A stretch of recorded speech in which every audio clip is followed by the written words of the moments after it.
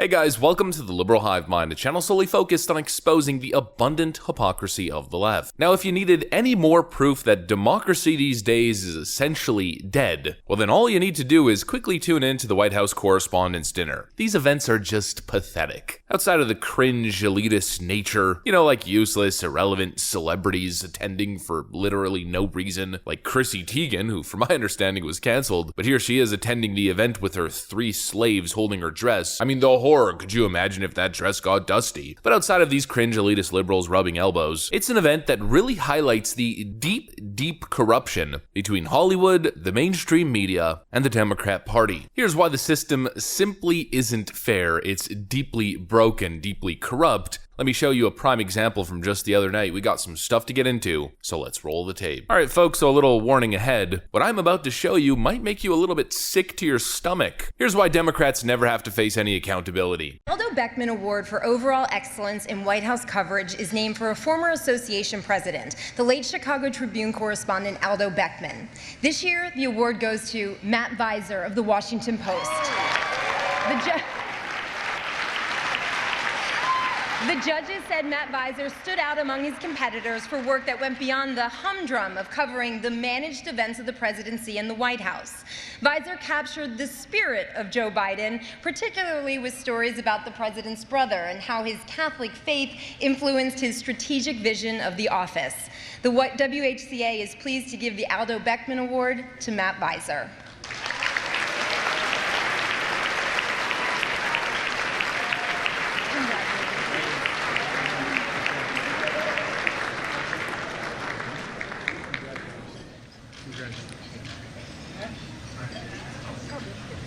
Better button up.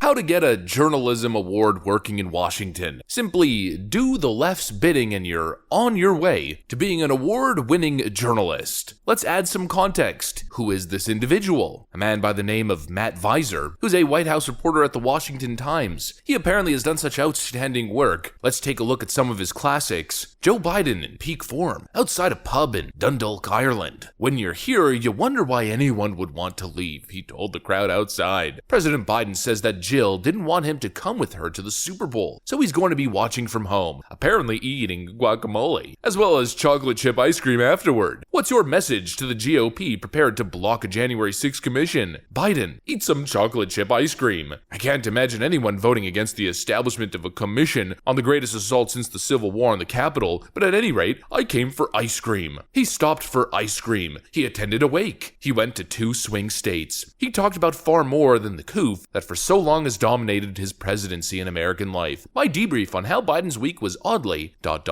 normal. Wow, such hard-hitting, brave journalism. This is the standard. All kinds of major breaking stories, scandals involving the White House. They're constantly lying about, it seems like, literally everything. And the guy who simply follows Joe around, cataloging every single time he buys ice cream, wins an award for outstanding White House press coverage. We live in frickin' insane-o world. There are so many journalists who have been doing incredible jobs over the last 2.5 years, but what do they get? They get exiled from the corporate media world. They get blacklisted, their careers get destroyed, exiled. Meanwhile, these clowns are paraded as heroes, as Joe Biden lectures us on the importance of truth.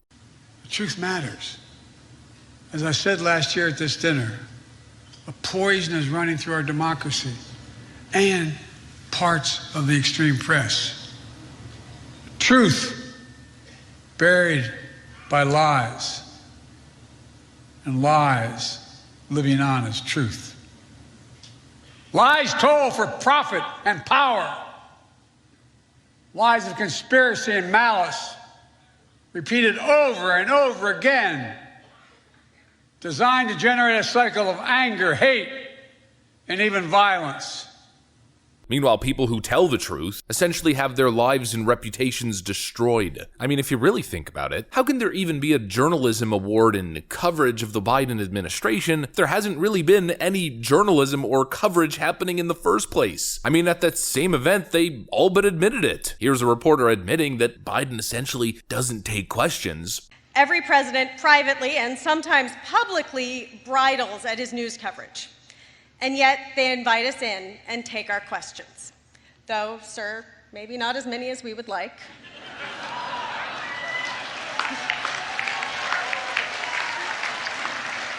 Here's Biden admitting the exact same thing. In a lot of ways, this dinner sums up my first 2 years in office. I'll talk for 10 minutes, take 0 questions, and cheerfully walk away. Talk for 10 minutes, take 0 questions, and cheerfully walk away. I think that's probably the only accurate thing this clown has said during his entire time in office. There's no real journalism, no real reporting happening at the White House, because there's one standard for Democrats and one standard for Republicans, and honestly another standard for Donald Trump. Again, another thing that they admitted right in front of us. I don't know about y'all, but for me, the easiest scandal to follow was the Trump document scandal. That was the one that was easy to follow. It was simple. There's some stuff that's supposed to be in the White House that ain't. And the media, y'all did y'all's job. Y'all jumped on that story. As soon as the Trump document story broke, everybody was down in Mar-a-Lago. We're reporting live from the documents, and we're gonna find them. And then we found out Joe Biden had documents too, and it was like, oh, it's not a big deal. It's not a big deal. Everybody got documents. Mike Pence has some documents. Oh, care about it. Oh, look, a Chinese spy balloon. Would you look at that? Ooh. Honestly, this whole event felt like a bunch of elitist oligarchs sitting around drinking fancy beverages, laughing at you. They know that the game's not fair. They know that they don't actually have to tell the truth. In fact, they know that they don't even have to do their job. Why would they? Why would they have to do their job if the media is going to do all the work for them? It's an utterly despicable double standard. Nobody's ever going to challenge them. I mean, Kamala Harris is still pushing this lie without any pushback. Created more jobs in 2 years than any presidency has created in 4. Unemployment is near its lowest rate in over 50 years. Our economic plan is working. Now, I'm not going to debunk this propaganda. We've done it a million times. But the point is, the only reason that they can continue to say this stuff is because fact checkers don't hold them accountable. The mainstream media doesn't hold them accountable. White House press reporters getting awards aren't holding them to a standard of truth. They're reporting on chocolate chip ice cream. The media works to promote Democrats, to lie for Democrats, to defend Democrats, to obscure the truth, to hide the truth. And the moment Donald Trump comes on scene, they work tirelessly to attack and destroy him. Democracy, folks, feels like late-stage democracy. It feels like the end. The ruling class is trying to ensure it, and they're literally laughing at you, patting themselves on the back and giving each other awards as they do it. I just hope people are smart enough to see it. That's what I got for you guys. Hopefully you enjoyed it. If you did, make sure to leave a like and possibly subscribe to the channel. Of course, we'd love to have you here. Thanks for watching, and I'll see you on the next one.